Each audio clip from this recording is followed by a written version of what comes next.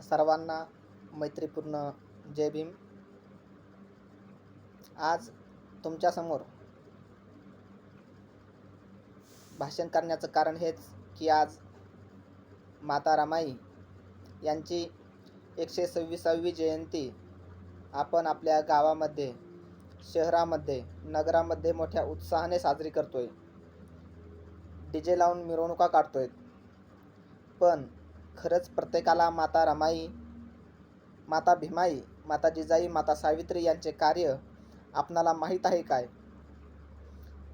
तर नक्कीच आपल्याला माहीत असूनही आपण त्यांचा विचार करत नाही, आपल्या दैनंदिन जीवनामध्ये त्यांचा अंगीकार करीत नाही.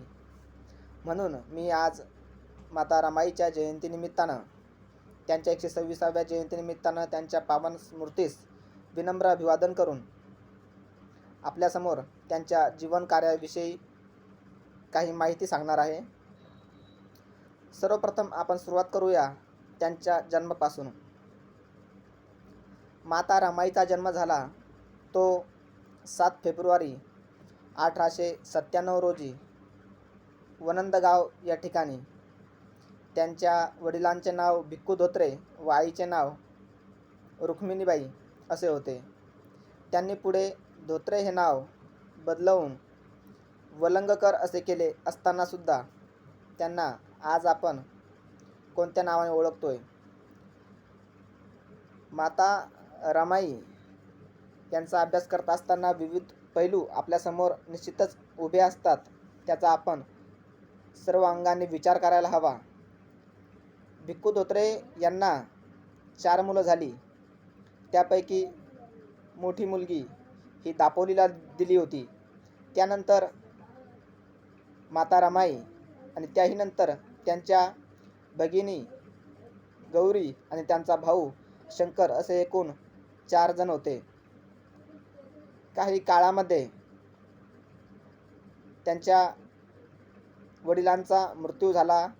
त्यानंतर आईचीही प्राणज्योत मालवली आणि त्यानंतर त्यांचे काका वलंगकर आणि त्यांचे मामा गोविंदपूरकर हे त्यांच्या बहीण गौरी आणि भाऊ शंकर आणि स्वतः रमाई यांना घेऊन मुंबई येथे भायखळा या ठिकाणी राहावयास गेले, वास्तव्यास गेले.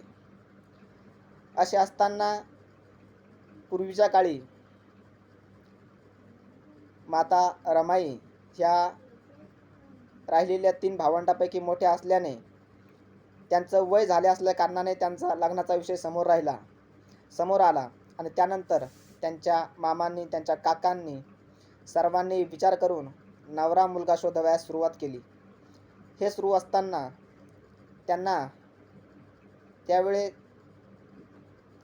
बाबासाहेब आंबेडकर यांचं वय 17 असताना आणि माता रमाईचं 9 वर्ष असताना ह्या दोघांचा विवाह 1908 साली मुंबईच्या बाजारपेठ भायखळा या ठिकाणी लावून देण्यात आला आणि समोर रमाई ही बाबासाहेबांची पत्नी होऊन अख्ख्या विश्वाची माता झाली.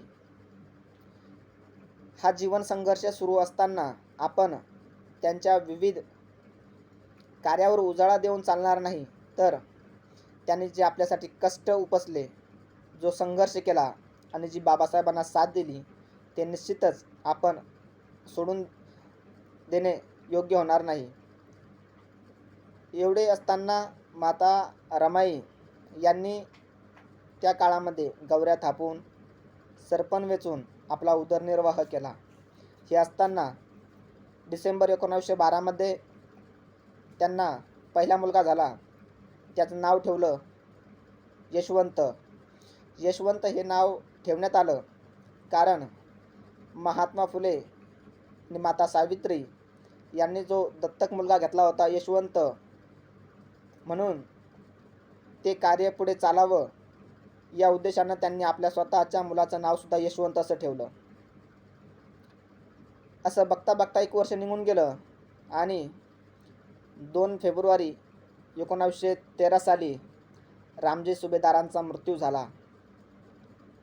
हा त्यांच्या जीवनातला सर्वात पहिला आणि महत्त्वाचा धक्का मानला जातो. कारण सुभेदार रामजी हे त्यांच्या घरामध्ये एवढे शिस्तप्रिय होते आणि मायाळू होते की त्यांनी त्यांच्या आईची, वडिलांची कुणाचीही आठवण न येऊ देता बाबासाहेबांचे पुढील आयुष्य आणि माता रमाईचं पुढील आयुष्य कसं सुधारण्यात यावं, कसं प्रकाशित होईल याकडे आवर्जून लक्ष दिलं होतं. आणि म्हणून हा सर्वात मोठा धक्का त्यांना बसला. असं झालं असताना त्यांचा दुसरा मुलगा रमेश हा सुद्धा काही वर्षातच मरण पावला. हे झाले त्यांच्या जीवनातील दुसरा मृत्यू. आणि बाबासाहेबांची दुसरी मुलगी, तिचं नाव इंदू, ही झाली आणि 1.5 वर्षातच बघता बघता तिचाही मृत्यू झाला. असं होत असताना माता रमाईने तब्बल 9 मृत्यू बघितले आपल्या जीवनामध्ये. आपल्या घरातील आईवडील, सासू सासरे आणि 4 मुलं असे एकूण 9 जणांचा मृत्यू त्यांनी आपल्या डोळ्यादेखत बघितला. आणि त्यांच्या जीवनाला वेगळीच कलाटणी मिळाली. आपण बघतो की आपल्या जीवनामध्ये आपले आईवडील किंवा घरातील एखादा व्यक्ती जर सोडून गेला तर आपण किती विव्हळतो, आपल्याला किती वेदना होतात. पण माता रमाईने त्यांच्या घरातील 9 व्यक्तींचे मृत्यू, 4 मुलांचा मृत्यू बघितला असतानासुद्धा त्यांनी बाबासाहेबांची कधी साथ सोडली नाही किंवा अशा म्हणाल्या नाही की बाबासाहेब काही वर्षानुवर्ष बाहेर देशात असतात, शिक्षणासाठी जात असतात किंवा कधी नोकरीसाठी जात असतात. पण त्यांनी कधी असा हट्ट धरला नाही की तुम्ही इथेच राहा, मुलांचा, माझा, सर्वांचा सांभाळ करा आणि आपलं स्वतःचं आयुष्य चांगल्या प्रकारे जगण्याचा प्रयत्न करा. असं चालू असताना त्यांचा गंगाधर नावाचा मुलगा, याचा दवाखान्याच्या पैसे नसले कारणाने मृत्यू होतो. त्यावेळेस बाबासाहेबांना खूप दुःख होतं.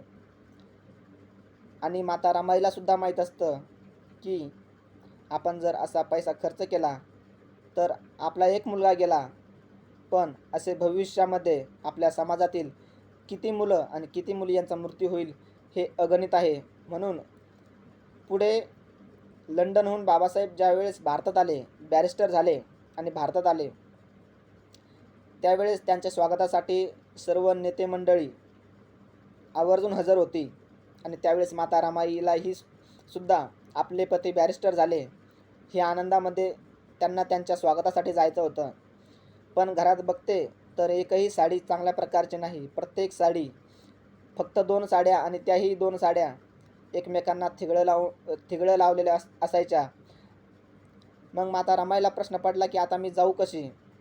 म्हणून माता रमाईने घरामध्ये बघितलं, शोधाशोध केली आणि त्यावेळेस त्यांना एक फेटा सापडला जो त्यांना भेट म्हणून देण्यात आला होता. तो जरीचा फेटा घेऊन त्यांनी साडीसारखा नेसला आणि भीमाला बघावयास गेल्या आणि त्याचं स्वागत करावयास गेल्या.